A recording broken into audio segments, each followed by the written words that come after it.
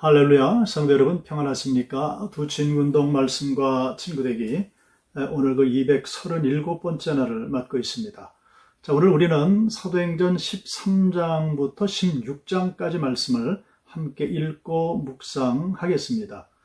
자, 말씀에 들어가기 전에 오늘 토요일입니다. 내일 주일을 예비하는 날이죠.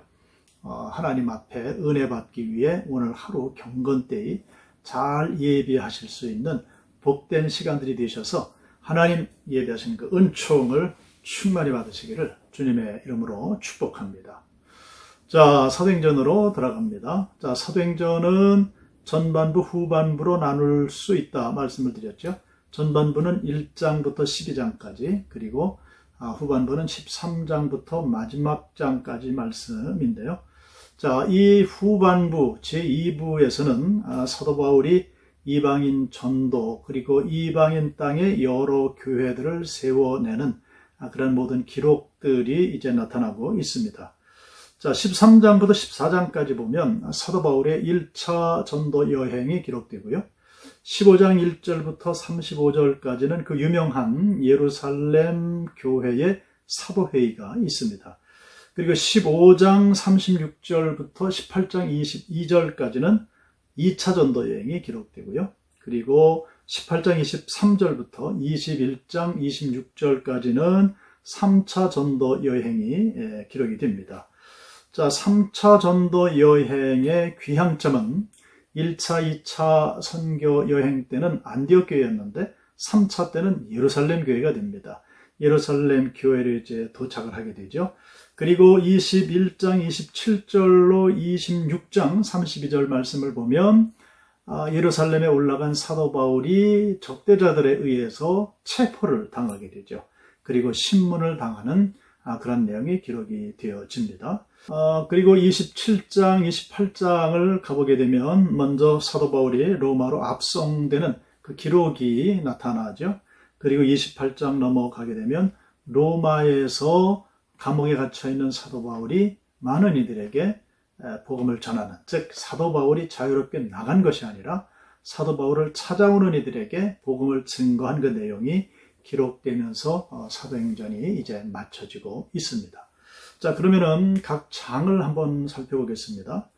자, 13장, 14장은 사도 바울의 1차 전도 여행의 기록이 되겠습니다.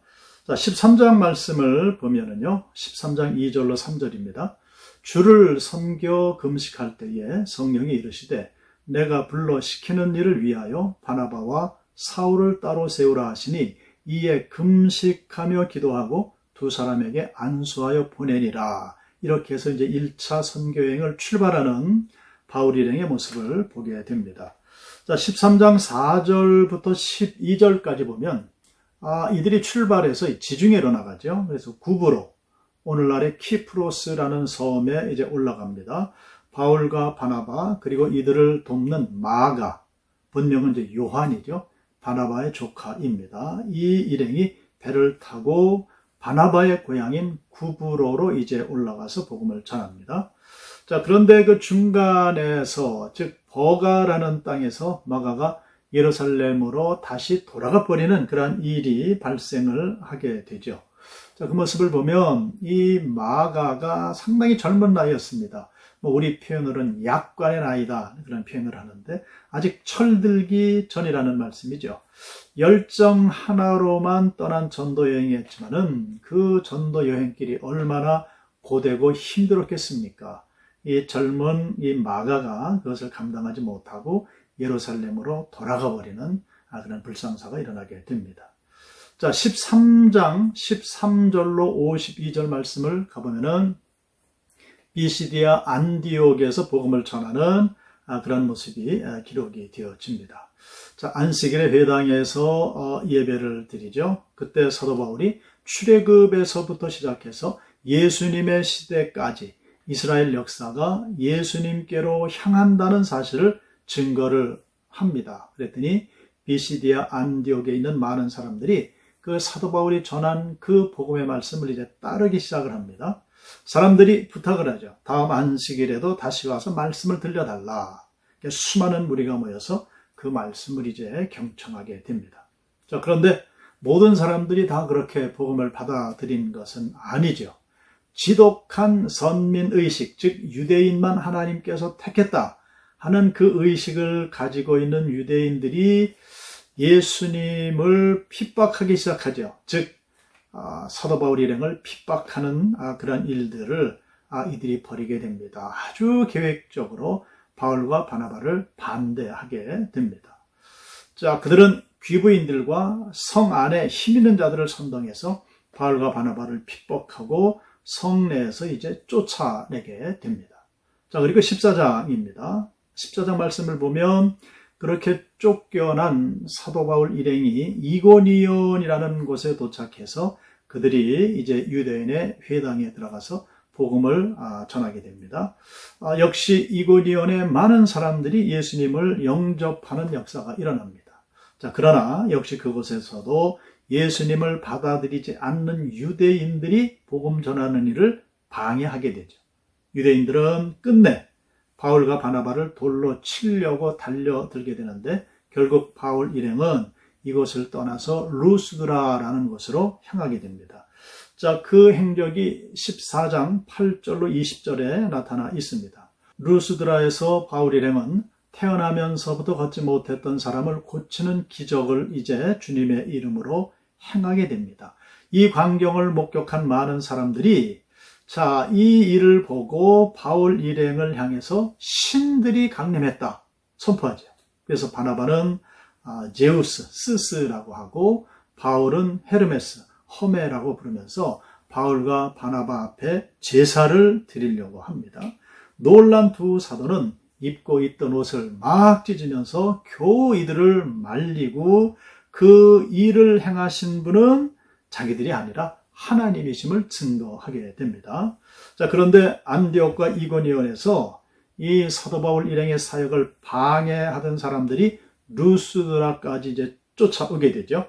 그들은 바울과 바나바의 사역을 방해하고 사람들을 선동합니다. 그리고 바울을 돌로 치죠. 그가 죽은 줄 압니다. 그리고 성 밖으로 끌어내 버립니다. 자, 바울은 죽을 만큼 돌에 맞고도 다시 털고 일어나서 그 다음날 더베로 가서 또 복음을 전하게 되죠. 정말 대단한 믿음의 사람 바울입니다. 자신이 돌에 맞고 있을 때 사도 바울은 아마도 스데반 집사님이 자기 눈앞에서 돌에 맞아 순교당하시던 그 장면을 떠올리지 않았을까 하는 그런 생각도 하게 됩니다. 자, 14장 21절로 28절 말씀까지를 보면 이제 사도 바울이 안디옥 교회로 귀환하는 그 여정을 기록을 하고 있습니다. 사실 바울은 몸이 만신창이가 된 거죠. 뿐만 아니라 마음까지도 아주 힘겨운 그런 상황이었습니다. 가까스로 몸을 추스른 후에 루스드라, 이고니온, 비시디아, 안디옥에 들러서 교회를 돌보고 있는 지도자들을 불러놓고 우리가 하나님 나라에 들어가려면 많은 환난을 겪어야 할 것이라 말씀을 전합니다. 복음으로 인한 기쁨과 함께 고난이 닥친다 하는 사실을 그들에게 강조를 하는 거죠.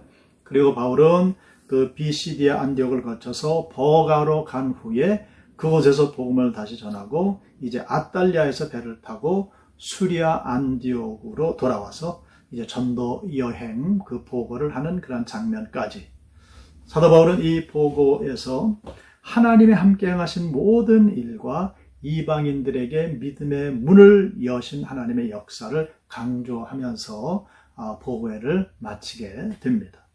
자, 그리고 이제 15장으로 넘어가게 되는데요. 15장 1절로 35절에서 제1회 예루살렘 교회 공회가 열리게 됩니다. 자, 1차 전도 여행을 마치고 안디옥으로 돌아온 바울 일행이 예루살렘으로 이제 떠납니다. 앞으로 계속될 이방 지역 선교를 위해서는 꼭 해결해야 될 문제가 있었기 때문입니다. 자, 바리새인이었다가 예수를 믿게 된 그리스도인 몇 명이 안디옥 교회에 와서 구약과 율법에 대해서 가르친 적이 있었습니다. 그런데 문제는 그들이 율법을 모르는 그 안디옥 교회 교인들에게 예수를 믿고 하나님의 자녀가 되기 위해서는 모세 율법도 역시 지켜야 한다. 할례도 받아야 한다. 이렇게 가르친 겁니다. 이를 쉽게 받아들이기 힘든 이방인들인 안디옥 교회 교인들 사이에서 이 일에 대한 논쟁이 일파만파로 퍼지게 되죠. 안디옥 교회 자체 내에서는 그 문제를 해결할 수 없는 상황에 이르자 결국 안디옥 교회는 이 문제를 해결하기 위해서 예루살렘 교회에 부탁을 하는 겁니다. 할례를 비롯한 모세 율법을 지켜야 구원을 받는지 아니면 예수 그리스도의 십자가와 부활만 믿어도 구원을 받는지 확실히 답해 달라는 것이었습니다. 자, 이 문제를 받아든 예루살렘 교회 지도자들은 오랜 시간 이 문제를 놓고 이야기를 나눕니다. 그러던 중 베드로가 일어나서 그 고넬료 사건을 간증을 하죠. 뒤이어서 사도 바울과 바나바도 자신들이 직접 경험한 이방인 선교에 대해서 보고를 합니다. 마지막으로 그 당시 그 회의의 의장이라고 할 수 있는 예수님의 친육신의 동생 야고보가 회의의 결론을 이제 내리죠. 그들이나 우리나 하나님께서 차별하지 않으신다. 그들이 우리와 동일하게 주 예수의 은혜로 구원받는 줄 믿노라 하는 겁니다. 이 예루살렘 회의로 말미암아서 공식적으로 이방인을 향한 전도의 문이 열리게 되죠. 그러므로 2차 선교 여행부터는 이제 마음 놓고 이방인들에게 주님의 복음을 증거하게 되는 것입니다. 자, 그리고 15장 36절부터 18장 22절까지 사도 바울의 제2차 전도 여행에 관한 기록이 나타납니다. 자, 16장 말씀에 가보게 되면 1절 이하에서 사도 바울이 디모데를 동행시켜서 함께 가는 그런 모습이 기록이 되어집니다. 자, 그리고 6절 이하 말씀을 가보게 되면 사도 바울이 환상을 보게 되죠. 그 환상의 내용은 이런 것입니다. 마게도냐로 건너와서 우리를 도우라. 그러니까 소아시아, 터키 땅에서 복음을 전하지 말고 하나님께서는 유럽 쪽으로, 즉 그리스 땅으로 넘어가라 하는 그러한 그 환상을 보여주시게 됩니다. 자, 그래서 사도 바울 일행이 이제 소아시아, 터키 땅에서 그리스, 헬라 지역으로 이제 넘어가게 되죠. 그 첫 성이 이제 빌립보였습니다. 빌립보 성에 들어가서 어디 기도처가 없는가 하고 사도 바울이 두리번거릴 때에 거기서 루디아를 만나게 되죠. 그래서 루디아가 예수님을 영접하게 되고 이 루디아가 자기의 집을 교회 처소로 하나님 앞에 내놓게 되는 그런 모습을 보게 됩니다. 자, 그런데 그 귀신 들린 여종을 고쳐준 그 사건으로 인해서 사도 바울 일행들이 고소를 당하고 바울과 실라가 빌립보 감옥에 갇히게 되는 그런 일을 이 말씀들을 통해서 우리가 볼 수가 있습니다. 자, 이렇게 해서 16장 말씀까지 이제 마무리를 짓게 됩니다. 자, 우리는 13장부터 16장에 걸쳐서 사도 바울의 1차 선교여행과 예루살렘 회의와 그리고 2차 선교여행 중간쯤까지 말씀을 이제 나눈 것이 되겠습니다. 기도하겠습니다. 살아계신 아버지 하나님, 성령행전이라 일컬어지는 사도행전, 이제 13장부터 본격적으로 사도 바울 일행이 1차, 2차, 3차 전도 여행을 이제 가게 되는 귀한 말씀들을 보게 됩니다. 주님, 상당히 위험한 일들이 많이 있었지만은 그 피 묻은 예수 그리스도의 복음과 구원이 얼마나 소중한 것인지 그것을 증거하기 위해 땅끝이라도 가고자 하는 그 열심은 저들을 지중해 연안을 돌게 하시고 이방인 지역에 하나님의 교회들이 세워지게 됐습니다. 오늘날도 우리에게 이 말씀이 성취되게 하여 주시어서 주님, 적용되며 성취될 때에 우리가 땅끝을 보게 하시고 그리고 나가 주님의 복음을 전하며 하나님의 교회들이 세워지는 귀한 역사, 그 복을 누리게 하여 주시옵소서. 예수 그리스도의 이름으로 기도드리옵나이다. 아멘.